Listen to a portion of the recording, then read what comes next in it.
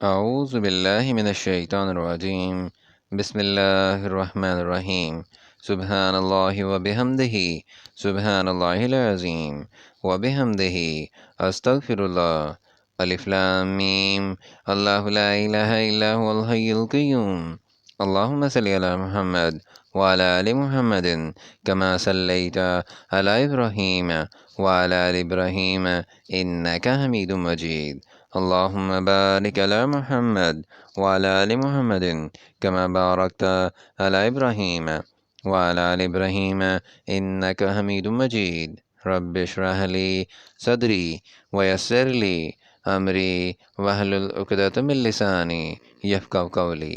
السلام علیکم ورحمۃ اللہ وبرکاتہ۔ سورہ بلد کا ترجمہ بیان کیا جا رہا ہے، آیت نمبر 1 سے لے کر آیت نمبر 20 تک۔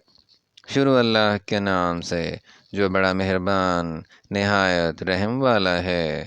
ہمیں اس شہر مکہ کی قسم، اور تم اسی شہر میں تو رہتے ہو، اور باپ یعنی آدم اور اس کی اولاد کی قسم کہ ہم نے انسان کو تکلیف کی حالت میں رہنے والا بنایا ہے۔ کیا وہ خیال رکھتا ہے کہ اس پر کوئی قابو نہ پائے گا؟ کہتا ہے کہ میں نے بہت سا مال برباد کر دیا۔ کیا اسے یہ گمان ہے کہ اس کو کسی نے دیکھا نہیں؟ بھلا ہم نے اس کو 2 آنکھیں نہیں دیں، اور زبان اور 2 ہونٹ نہیں دیے؟ یہ چیزیں بھی دیں، اور اس کو خیر و شر کے دونوں رستے بھی دکھا دیے، مگر وہ گھاٹی پر سے ہو کر نہ گزرا۔ اور تم کیا سمجھے کہ گھاٹی کیا ہے؟